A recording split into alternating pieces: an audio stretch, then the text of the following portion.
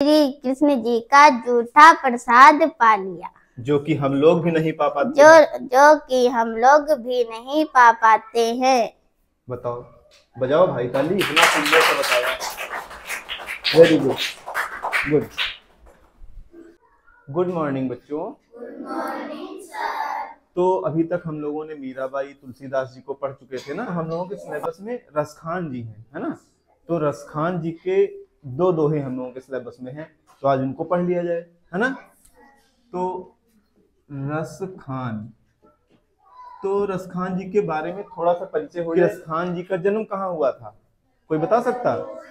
हरदोई में। तो हरदोई तो अपने जिले के बगल में ही, तो कितनी पास से तुम्हारे एक इतना अच्छा कवि हुआ रसखान जी, जिन्होंने किसके बारे में लिखा है? कृष्ण जी के, है ना। कृष्ण जी के बाल रूप के बारे में लिखा हुआ है।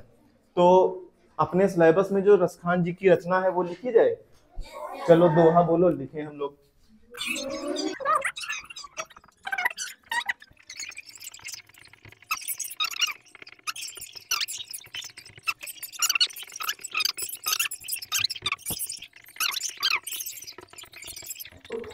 ये जो दोहा है रसखान जी का है, किसके बारे में? कृष्ण जी के बाल रूप के बारे में।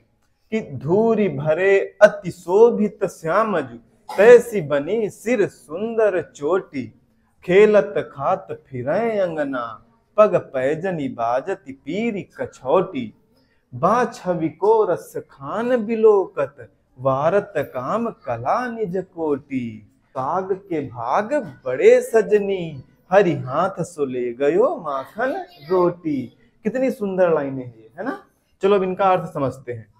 अर्थ बहुत ही सरल भाषा में है।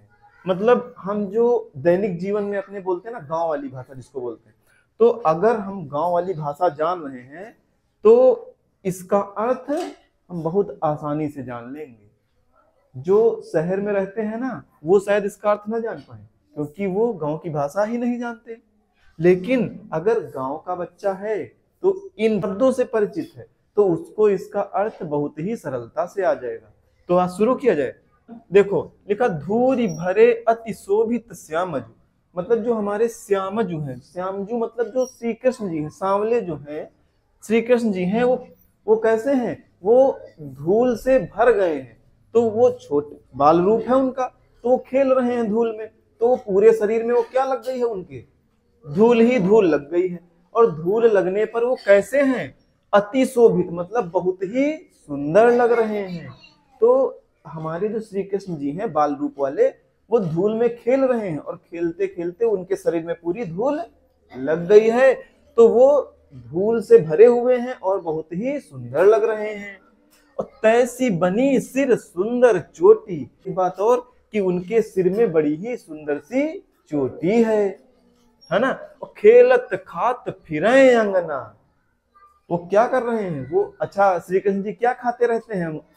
माखन रोटी खाते रहते हैं। तो ये लिखा है खेलत खात फिरै अंगना, तो माखन रोटी खा रहे हैं और खाते खाते क्या कर रहे हैं? खेल रहे हैं। कहाँ खेल रहे हैं? अंगना में, अपने आंगन में माखन रोटी खाते हुए खेल रहे हैं, इधर उधर घूमते फिर रहे हैं। और पग पैजनी बाजती पीरी कछौटी, जब अपने आंगन में खेल रहे हैं इधर उधर जाते हुए, तो उनके पैरों में क्या है? पायल है ना, पैजनी है ना, घुंघरू वाली पायल है। तो जब वो चल रहे हैं तो पायल क्या कर रही है? बज रही है। और वो पीली पीली लंगोटी कछौटी पहने हुए हैं, है ना। बा छवि को रसखान बिलोकत, वारत काम कला निज कोटी।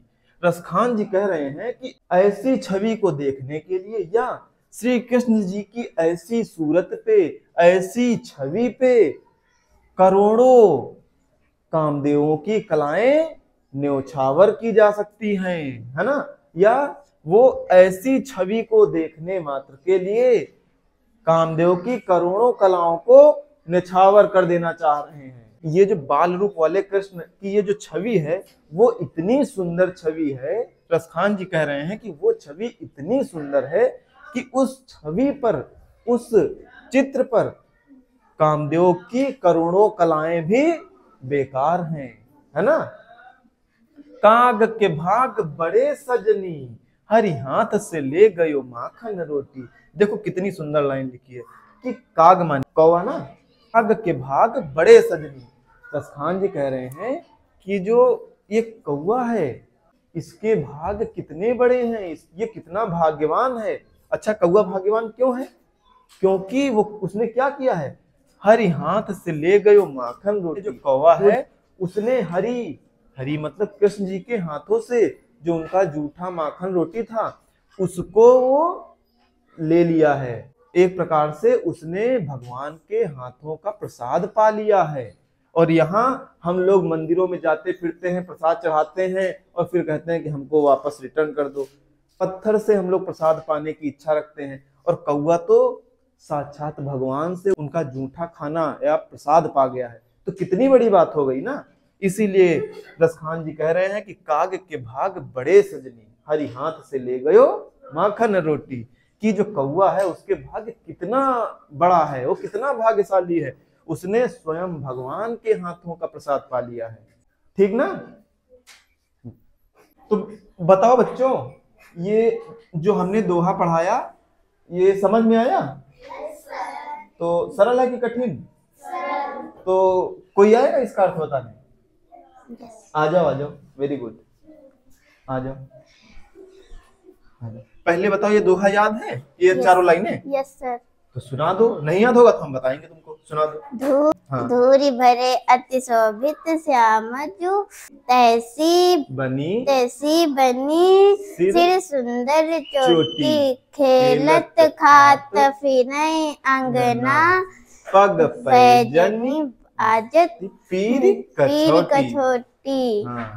वा छवि को रस खान विलोकत, वारत काम कला निज कोटि। पग काग के भाग बड़े सजनी, हरि हाथ से ले गयो माखन रोटी। वेरी गुड भाई। देखो इतना 4 पंक्तियों के दोहे हैं, बड़ी बड़ी पंक्तियां हैं, इन्होंने कंठस्थ कर लिया, मतलब याद कर लिया इतने अच्छे से। अर्थ सुना पाओगी ना? चलो सुनाओ, जहां नहीं आएगा हम बताएंगे। हमारे श्याम जी हैं वो धूल में खेल रहे हैं, और धूल से उनके शरीर में धूल ही धूल लगी है, और वो इस धूल में भी बहुत सुंदर लग रहे हैं। हाँ, और तैसी बनी सिर सुंदर चोटी, और उनके सिर पर बहुत सुंदर चोटी बनी है। हाँ, और खेलत खात फिरय अंगना, माखन रोटी खा रहे हैं और अंगने में खेल रहे हैं।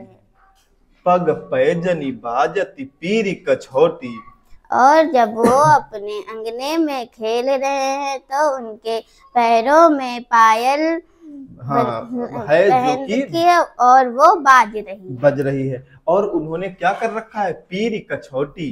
तो उन्होंने पीरी लंगोटी पहन रखी है। हाँ, वह छवि को रसखान बिलोकत, उस छवि को रसखान जी देखने के लिए वारत काम कला निज कोटि। हाँ, कामदेव की सारी करोड़ों कलाएं न्यौछावर करना चाहते हैं। किस पर? ये जो सुंदर सी छवि है श्री कृष्ण जी की, श्री कृष्ण जी का सुंदर रूप देखने के। हाँ, काग के भाग बड़े सजनी, कौवे के भाग बड़े अच्छे हैं, जो उसने हरि हाथ से ले गयो माखन रोटी। हरि मतलब श्री कृष्ण जी के हाथ से माखन रोटी ले गया। का मतलब है कि उसने श्री कृष्ण जी का जूठा प्रसाद पा लिया, जो कि हम लोग भी नहीं पा पाते, जो कि हम लोग भी नहीं पा पाते हैं। बताओ, बजाओ भाई ताली, इतना सुंदर से बताया। Very good, good.